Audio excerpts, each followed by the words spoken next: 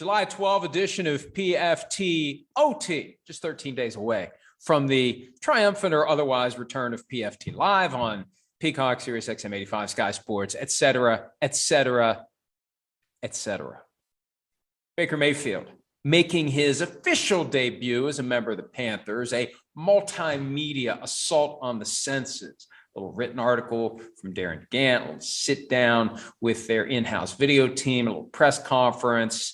And it never gets any better than it does on the way in the door. It's never going to be any better between Baker Mayfield and the Carolina Panthers than it is right now. Easy to say all the right things right now. You throw in some adversity. You shake gently, or more than gently, as you lose a few games and you see what happens. Very easy on the way in the door to say, for example, Sam Darnold and I are going to push each other to be better. Very easy to say when Baker Mayfield is presumably the starter. What if Baker Mayfield's presence pushes Sam Darnold to be better than he's ever been? What if Sam Darnold wins the job? What if the $5 million investment in Baker Mayfield has the unintended effect of turning Sam Darnold into the guy that he was supposed to be? He was supposed to be the first pick in the 2018 draft, not Baker Mayfield, until we got closer to the draft and it settled down. But Darnold was 3 and Mayfield was 1, and it's easy to say the right things for now. When the competition starts, if it goes sideways for Mayfield, that's when things may not be as great as they are today. And I'm not rooting for that. I love some chaos. I like good stories. I like intriguing content. And yeah, it would be a good story if the unexpected happens. It's always a good story when the unexpected happens. We like a good twist. That's a hell of a plot twist. The Panthers go out to get Baker Mayfield, and it awakens the beast that has been lying dormant within Sam Darnold. That would be a hell of a plot twist. And then, how does Baker Mayfield deal with it? So, my point is this. There's no reason for any dysfunction now. And there's no reason to think that Sam Darnold is suddenly going to become the best possible version of himself and it's going to be better than Baker Mayfield. They went out and got Mayfield after they saw what Darnold did last year and after they witnessed how he handled himself in the team's offseason program. If they thought that they were sitting on a franchise quarterback in Sam Darnold, they wouldn't have gone after Baker Mayfield. So now we'll see. We'll see what happens.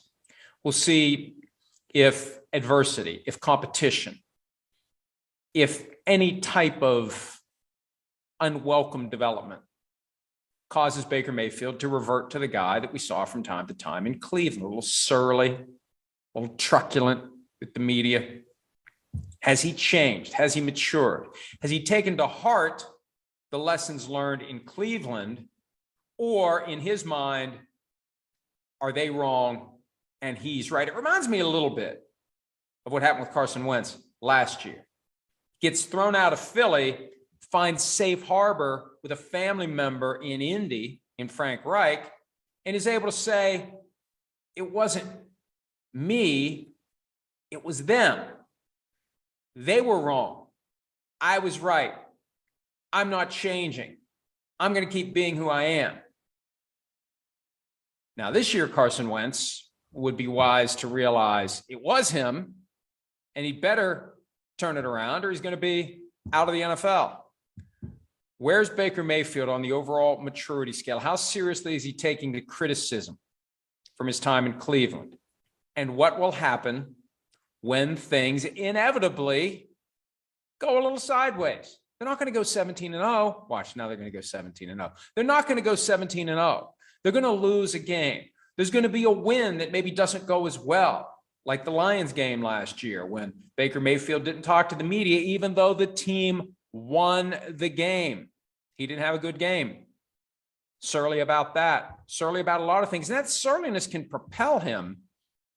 It can be a key ingredient in being the best player you can be, but at the same time, you got to learn how to turn it off. And part of it is maturing. Look, the brain isn't fully developed until you're 25, 26 years old. You're capable of changing and growing, learning from your mistakes. We'll see. First, he's got to admit that he made mistakes in Cleveland.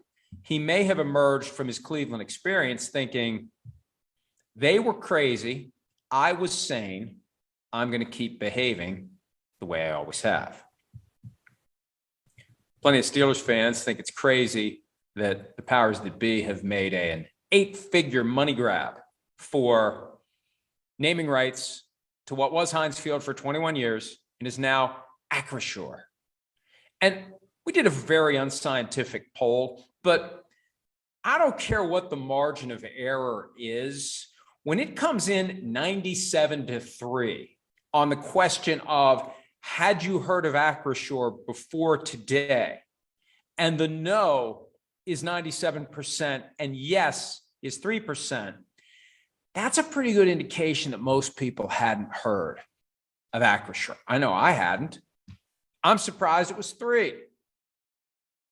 That's why Acrisure did it. That's why they're paying the money. There have been times over the years where there's a company we hadn't heard of, and then all of a sudden they spend a load of money to inject themselves into the public consciousness, and it works. We become aware of them based upon advertising. Advertising works. I saw somebody tweet something a couple of weeks ago about Long John Silver's from back in the day in the 70s. I think it was the Super 70s Sports account. And I had a craving for Long John Silver's for like 3 days. It finally went away. I don't have any desire to, I don't want to blow my Long John Silver sponsorship. I mean, hey, Long John Silver's, if we want to do some business, your fish is good. I just don't know how healthy it is at this stage in my life or at any stage in my life, but it is damn good. Bottom line, advertising works. Acrisure, we know about Acrisure. We're aware of it. That's why they're paying more than $10 million per year. And as I said yesterday, no fault in the Steelers getting maximum pay for a superficial reality. What are we going to call the stadium? Steelers fans are upset. For more than $10 million a year, the Steelers will gladly ignore your complaints. And that money goes into the pot with everything else. And I know it's not going to make a huge difference, but the point is, they're not leaving meat on the bone. They're not shrugging at it. They're not going to continue to do a hometown discount with Heinz Field, even though Heinz isn't in Pittsburgh anymore. It's one of the reasons why Heinz is out. I just thought it was going to be UPMC or one of the other local companies that would do some sort of a sweetheart deal. No, they grabbed the money, and they've legitimized a company that 97% of the people who responded on our Twitter poll had never heard of. Mission accomplished for Acrisure. The Washington football team, now known as the Commanders. See, it's taking me months to quit calling them the Washington football team. I was able to distance from the name that needed to go. Then it became Washington football team. Now it's Washington Commanders. They're celebrating their 90th anniversary this year. The Commanders, who have never played a game as an NFL team, are celebrating their 90-year anniversary. Good luck figuring that one out. They have begun the process of putting together their 90 greatest players in light of the fact that it's the 90-year anniversary. And apparently they already have 80 locked in. They're adding 10 more. And there's a controversy because in the ballot that was made available for fan voting, both RG3 and Trent Williams were left out. And I didn't think it was a big deal. Look, dysfunctional teams do dysfunctional things. But when you consider that Griffin had a rocky tenure there, that he was going to write an explosive tell-all about sexual harassment that he's aware of, either he experienced it or witnessed it while playing for the Commanders, and Trent Williams, who clearly should have been on the ballot, one of the premier left tackles in the NFL for years, but he had some sort of an issue, medical issue, mishandled by doctors, and had a bad ending, a bad separation with the Washington franchise. The fact that those two guys were left off makes it harder for me to buy the fact that it's different now. Please don't talk about the past.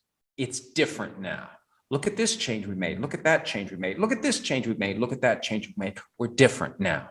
We'd appreciate it if you don't talk about the stuff that we did in the past. Oh, you can talk about our Super Bowl championships. Don't talk about the stuff that we don't want you to talk about, please. Only talk about the stuff we'd like you to talk about. That comes from the top of the organization. And the reality is, until the top of the organization changes, everything else is cosmetic.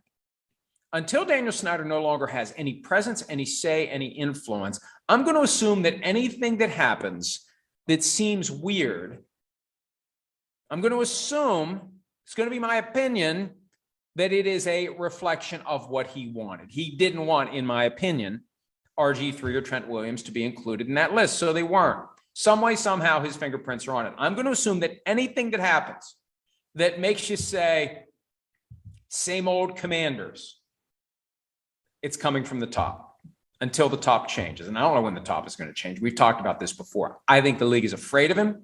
I think the league doesn't want to fight him. I think the league is worried about what other dirty laundry he could air out as to other owners. And I think the league is just hoping that someone else will take care of the problem for them. Until then, anytime, any place, anyhow, anything happens that makes you say, that's Washington, what you should be saying is, that's Dan Snyder, Mr. Snyder, to you and me and the rest of us peons. I thought it was interesting yesterday that the Walmart conglomerate, the multiple family members who are in the process of buying the Denver Broncos, added Condoleezza Rice as a member of the ownership group. This is something that we're going to see the NFL be more active in promoting. It's going to be a feather in the cap to get approval. It's going to be a feather in the cap to be viewed favorably. The NFL wants to increase minority involvement in the ownership of teams. Now, it's very difficult to be the one who has the resources to buy the team. There's been talk about possible relaxation of the ownership rules to allow for someone like a Byron Allen, who probably didn't have the resources and who fell off fairly quickly when he was trying to buy the Denver Broncos. But the next best thing is to shave off a percentage and allow minority ownership that way. And for folks who have realistic aspirations of eventually having enough money to be the controlling owner of a team, once you get through the door as a minority owner, it becomes a lot easier. All you need is the money. That's the hard part. The easy part is you're already in the club. The hard part is getting the money necessary to be the controlling owner of a team. But I think it's an encouraging development. It shows that the NFL is trying to inject diversity into the ranks of ownership in the hopes that that will lead to greater diversity elsewhere. More diversity of ownership means more diversity necessarily in key positions in the organization. Football positions, not team president, GM, head coach. That the problem that resulted in the Brian Flores litigation is only going to be solved if there is true diversity in ownership, and you have to start somewhere. It's going to take a while to have true diversity among the controlling owners. So why not encourage and cultivate diversity among the limited partners who own pieces of NFL teams? I think it's a smart move. And I also wanted to mention it because Condoleezza Rice is forever linked to the NFL, given the fact that there was a report from Shefty that Condoleezza Rice was under consideration to be the Browns head coach. Remember that? And I don't know how many of you are aware of the rest of the story. I may have mentioned it at some point on PFTPM. I ran it by the PFT writers yesterday. Shireen was aware of it. Miles hadn't heard it. So my understanding of what happened with that report was that John Dorsey, who was the GM of the Browns at the time, was trying to smoke out a rat. And this is what teams will do from time to time. They will leak to specific people in the organization who are suspected of being those who blab to reporters a false piece of information and wait and see what happens. And the idea that the Browns were considering Condoleezza Rice to be the coach of the team was a deliberate falsehood leaked to someone who was suspected of being a rat, and it got out. And it was a Sunday Splash report. So that does happen from time to time. And reporters need to be careful about that. They need to have a pretty good sense of when it may be something that isn't the truth.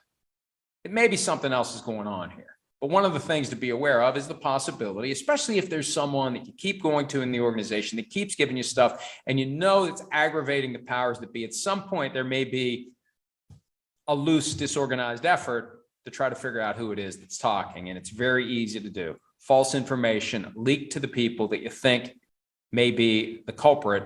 And if you only leak it to one person who you think is leaking to reporters, that's how you find out, because that's the only way it gets out. All right, we're going to get out of here. But before we do, let's see what questions we have today. Have not viewed these in advance. Let me see here. PFTPM Posse wants to know that with the negative reaction to the new name for Heinz Field, is it possible that Acrisure could pull the plug on this so they aren't associated with so much negativity? It's feeling like not the best way to spend $10 million of your yearly marketing budget. No, there has been a blowback. And look, they'll justify it however they have to, because whoever made the decision within the company isn't going to stand up and say, we really screwed that one up. Oh, this is exactly what we wanted. Brand awareness. No such thing as bad publicity. Doesn't matter that all the Steelers fans are saying, God, that is a horrible name. They'll get used to it. Let's just get through this phase. They'll get used to it. It'll be like anything else. Acrisure, Acrisure. You hear it enough times. Acrisure, Acrisure. You just get used to it. You got no choice. It's just the name of the stadium where the Steelers play. People will grow accustomed to it. It's still the Steelers. So, and besides, they signed a contract. You don't just show up and say, hey, how about I give you $10 million a year to put my name on your stadium? All right, fine. Let's shake on it. No, there's going to be a contract they can't get away from. And the Steelers aren't going to let them get away from it, especially now that the Steelers have taken the hit. I mean, I don't think the Steelers care. They're smart enough to know what was going to happen. You remove the name Heinz Field, iconic, and you call it Acrisure Stadium. They knew. They made a business decision. They're not going to unmake the business decision. This isn't going to be like New Coke that goes away, although the whole New Coke thing, I think, was part of the broader con anyway. I doubt that the Steelers are going next level here and temporarily aligning with Acrisure so they can ride in on their own white horse and say Heinz Field is back. I don't think that's what's happening here. This is a money grab, plain and simple. And now that the Steelers have grabbed the money, they're not going to let Acrisure wiggle out from under it. Arizona, UK, are we getting close to a deal for Kyler Murray? We've heard nothing. We've heard nothing. But that doesn't mean they're not working toward making it happen. You know, a lot of times what will occur is, especially when there's been some ugliness in the media, some back and forth that's maybe unfortunate for everyone, mutual understanding, we're going to give it a rest here. We're going to stop. We're not going to say anything more. Gentleman's agreement. No more talking. Let's just focus on getting a deal done. It really shouldn't take that much time. Now, the problem is getting the two sides to agree on a value. What's the value? Where does Kyler Murray land in that range? 50 million to 30 million, top 10 quarterbacks, 50 to 30. Where does he land? That's going to be the challenge. But I think that both sides are very motivated to get it done before training camp starts. And if it doesn't, I think what we see with Kyler Murray is a hold in, like TJ Watt last year. Shows up, participates in meetings, goes through all the mental aspects of getting ready for the season, but does not set foot on the field until he gets his contract. And look how it worked out for TJ Watt. He got the contract and he had a spectacular season in 2021. Clever Moniker 11. If the NFL finds the Texans did something wrong with Deshaun Watson, what kind of punishment consequences could they face? What's the worst case scenario? First of all, you have to believe that the NFL cares, that the NFL is going to do something about it. Is the NFL going to take a story that's already dominated the NFL news cycle for 15 months and make it even bigger by going after the Texans for failing to nip this thing in the bud when they had the chance? You know, a lot of times I think that the NFL looks the other way on violations of the rules because it doesn't want the controversy that comes from it. It doesn't want to have to stand up and say to the world, look at this. Corruption among our 32 franchises. Hey, we found another team that is doing something it shouldn't have done. There's another team doing something it shouldn't have done. How about that team over there doing something it shouldn't have done? At a certain point, you reach a critical mass, and that's when Congress doesn't just do a drive-by for the Commanders. It shows up permanently. And it's determined to regulate everything about you because it comes to the conclusion that it's not just one or two teams. Everybody is doing something they shouldn't be doing. And some would say that in the NFL, at some level, every team is doing something it shouldn't be doing, but there isn't the enforcement mechanism in place to expose it or the will to do so because of where it possibly could lead. Another one from Arizona, UK. Without an agent, can Lamar Jackson's contract be anything other than team friendly? No, it can't. Look, the Ravens can go so far the other way to create a contract that insulates Lamar Jackson from any criticism and the team from any criticism. See, that's the problem. Who's going to get criticized if this deal comes off as being grossly team friendly? It's going to be the Ravens for taking advantage of Lamar Jackson, just like the 49ers took advantage of Richard Sherman and the Broncos took advantage of Russell Okung when they were represented by themselves. That's the risk. I think if anything, to do this the right way, the Ravens almost have to overdo it with Lamar Jackson. And then if they overdo it, they're going to get criticized for allowing a player without an agent to get more from them than a player with an agent would get. It's a tough spot, but there's definitely a risk for the Ravens if they end up coming out of this with a deal where people say, wow, the Ravens really took advantage of their franchise quarterback who they supposedly love, but they didn't love him at the bargaining table. They got the best possible deal they could for them, which means not the best possible deal for him.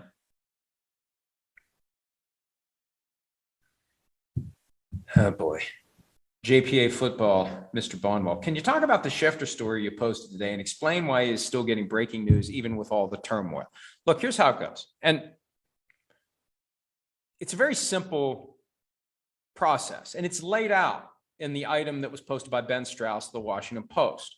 Schefter has managed to create systematically over a course of time with his Twitter platform as the primary vehicle for this, a machine that is powerful enough to allow him to use that to leverage teams and agents and coaches and whoever for scoops. Hey, look at what I can do for your news. Why would you give the news to this one or this one or this one? You give it to me, I break it. Look at all the impressions. Look at all the people that are going to see it. You want maximum exposure for your news, you give it to me. So he convinces someone to do it. He gets more scoops. As he gets more scoops, it continues to build. As it continues to build, he leverages it for more scoops, and it goes on and on and on. And along the way, every once in a while, you just have to tolerate the possibility that in your effort to take that scoop, to take that information and turn it into the end result, which he's looking for is to be first in front of everyone else, there may be some missteps. There may be some mistakes. You may step in a little poop on the way to the finish line. You won the race, but you're going to spend the rest of the day with a twig digging it. And anybody who grew up in the 70s or 80s and, you know, when kids actually went outside can relate to finding the right size twig that can dig all of that out of your tread on the bottom of your shoes. Anyway, the other side of it is every once in a while, you just kind of have to hold your nose.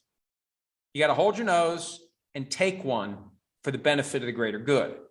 Post a self-serving tweet, a quid pro quo, something that carries the water for a player or an agent, like the Dalvin Cook and Deshaun Watson tweets. And Schefter says, oh, I wasn't carrying anyone's water. Of course, you're going to say that. That's the first rule of carrying water. You never admit that you're carrying water. But to the trained eye, it's obvious. You'll see the tweets when he has an agenda other than just breaking news. You'll see it. You know what it is. People who pay attention know what he's doing. It's all about making sure that he is at the front of the line as often as possible to get that information 5 minutes before it's announced. Vast majority of what he reports is 5 minutes before it's otherwise announced. And I mentioned Miles Simmons' experience when he worked with either the Rams or the Panthers. He worked with both teams. He mentioned it on PFTPM. If I had to guess, I'd say it was the Rams, but I don't know.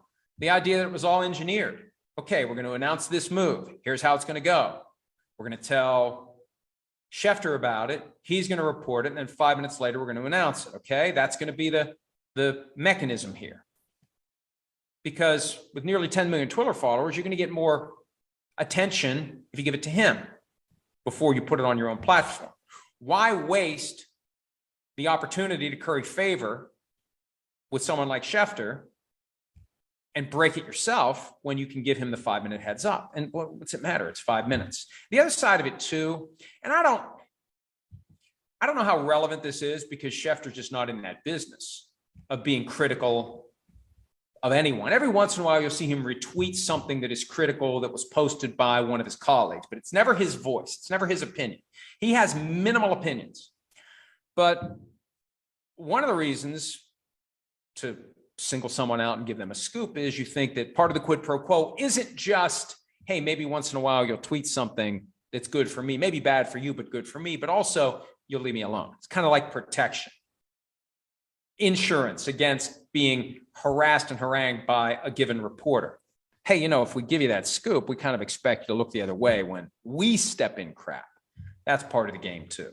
So I've been in it for 21 years. I know how it works, and I know it when I see it. And it's obvious that the Cook tweet, the Watson tweet, that's a byproduct, a conscious decision made to periodically put yourself in position to be criticized, all in the name of the greater good of feeding the beast that continues to grow and grow and grow, and that is his most valuable asset, the Twitter page. If Twitter ever goes away, you have to find another platform. But you take away that 10 million follower fire hose, that levels the playing field dramatically, and it causes him to go back to square one or close to it and do it all over again. All right.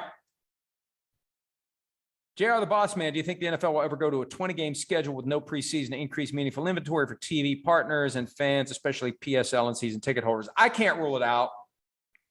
I think 18 is the limit for now, but I think at some point they'll make a push to go to 19 or 20. Probably not in my lifetime, probably years from now.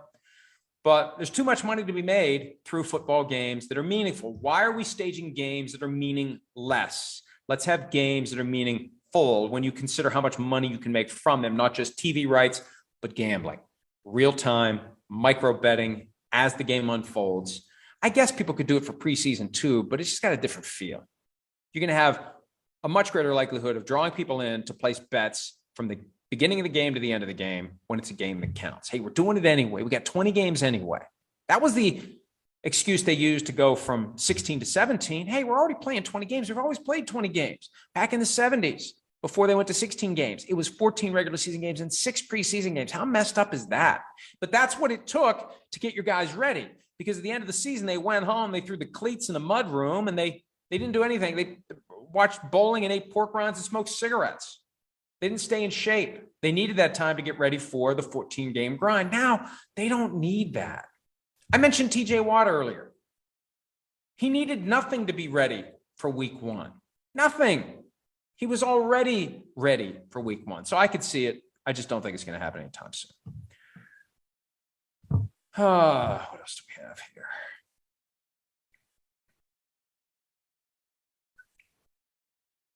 Jeremy Dodd, who was on the NFL executive committee, is this committee strong enough to get Snyder to sell the team? Also, intrigued by your background. What is directly behind you, and did Mrs. PFT help with your setup? I don't have the list in front of me of the current members of the NFL executive committee, and I think that question comes from the reality that the Constitution and bylaws would allow the commissioner, if he so desires, to refer to the executive committee the possibility of forcing Dana Snyder to sell the team. I still don't think they're ever going to do it. I don't think they want the fight. I think they know he will fight and fight and fight, and he will sue them anywhere and everywhere in order to try to hold on to the team. So I don't think it matters, because I really don't think the NFL has the stomach to try to push him out, because they know what it will mean. And also, even if they win, then they got to worry about him leaking to reporters all sorts of negative things about other owners that could cause a domino effect of more owners eventually being in trouble. What is behind me? Here's where I am. And I'm trying to look without turning around. We have, in the house that we bought 8 years ago, they called it a wine room. It's kind of a wine cellar. It's kind of a basement. And it's got right there, it's got a little refrigerator that you keep, wine that is meant to be refrigerated in. On the other side of the wall is a bunch of racks that are empty, because we don't drink enough. Why do I need 1,000 bottles of wine when I drink one at a time? Like I'm not going to host a 10,000 person party at the house. They don't need to have a huge inventory of wine, but that's on the other side of the room. And you got wine glasses hanging up. You got, I think Jill put that stuff back there. You've got Ace Frehley, Walter Payton, and one of the guys, Statler or Waldorf, because the guy that is there looked like my dad. And when the Muppet Show was popular, I actually bought that for my dad, and he had that on his desk at our house for years. So when he died, I brought it here, and my main goal is don't break it. But it's a little, and it's got a, like you could put, I don't know if it holds hard-boiled eggs or what. It's curved. It's weird. But I only bought the one that looked like my dad. It was probably, $1.50 back in 1978. But the Statler or Waldorf without the mustache, the skinny one, looked like my dad. And my dad looked like that forever. Like when he was younger than me, he looked like that. So that's what that is. Not high end. And every once in a while, Room Raider gets involved if I'm on like MSNBC or something. So they're big on fruit or like green things in the shot. One time I actually brought down corn in the husk and arranged it in a bowl back there. So anyway, the best part about it is there is a router 5 feet away. So no hiccups, no glitches, ultra high speed, because also set up that you can't see is my son's PS5 with his monitor right next to the router. So maximum speed, no lagging, no issues, no problems. All right, let's see what else we have here. Let's roll on. Can we have a countdown clock to July 25, please? That comes from our good friend Pauline in the UK. I was thinking of that earlier because we were having fun with the countdown clock back during the draft. Look, it's been 3 weeks now and 1 day that the show's been off. And I was ready to go the Monday, the first week. And the only good thing about this time off is it allows me to focus on some things that get otherwise ignored, that you just don't have time for, and you kind of get your ducks in a row for football season, get a physical, other things that just need to be taken care of, that once it starts, you just don't have time for it. Some business related issues. But I, as evidenced by the fact that I've been going on and on here already for about 45 minutes, I miss it. And yes, we should have a countdown clock for PFTOT as to when PFT Live returns. July 25. Hopefully Sky Sports will televise the show that night, and I won't have a bunch of emails from our very loyal and passionate and zealous fans in the UK who, and we appreciate you. There's no sarcasm there. I could do without the 100 emails that I get when the show isn't on for reasons that I can't control, but we do appreciate you very much. Here's one more from Ispy. There's speculation Gronk may come back mid-year. Whether he does or not, do you see that becoming an option for some players as the league increases the length of the season? I'm surprised it hasn't already happened. I thought Brett Favre was going to do it at one point, kind of like the Roger Clemens approach. I think Gronk will do it potentially this year. Remember his agent, Drew Rosenhaus, the only time an agent has called BS on a client, went public and said, yeah, I don't think he's retired this season or next season. I think next season is one to watch because I think Tom Brady's going to potentially end up playing for somebody else. And here comes Gronk. Let's win a Super Bowl with a third different team. But if the Bucs are doing well and we get to November, December, I could see him come back. And because he's a free agent, see, he's not on the reserve retired list. If a guy's on the reserve retired list, there is a hard deadline for coming back. If you're a free agent, you can come back whenever you want. He can come back. They make it to the Super Bowl. He can come back just for the Super Bowl if he wants to. JR, the boss man, where do you think Julio Jones ultimately ends up signing? I think there's a chance he may be done. I think there's a chance he's not going to get the kind of offer that causes him to play. And I think for any veteran player who's made a good bit of money, and he's made a great bit of money over his career, when it's down to playing one more year, you have to ask yourself, is what I'm being offered worth it to me?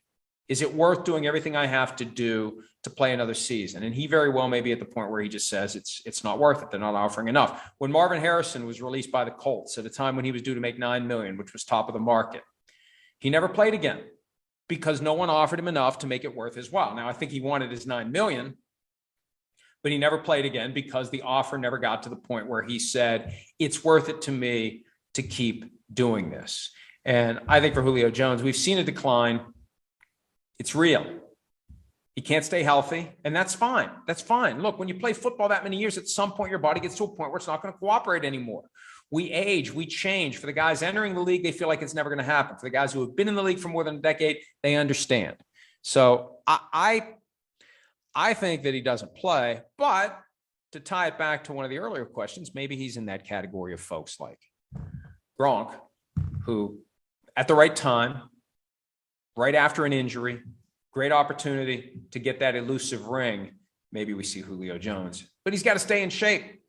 That's the other side of it. You're going to jump on a team's bandwagon because they have need or because they have luxury as they get closer to a Super Bowl. You better be ready to go.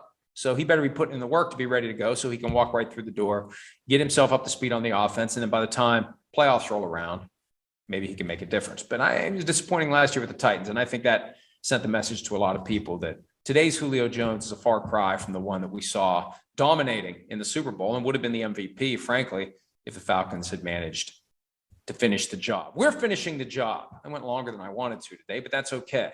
Thank you for joining us. PFTOT signing off for now. Probably tomorrow, although after going for about 45 minutes a day, maybe tomorrow. I don't know. We'll see. It's going to be driven by the news. There wasn't a whole lot today, but we still found plenty to talk about. We'll see where we are tomorrow. Maybe we'll do it on Wednesday. Maybe we won't. Stay tuned to find out. See you later. Hi, I'm Mike Tirico, and thanks for watching. Make sure to hit subscribe for the latest news and highlights from NBC Sports.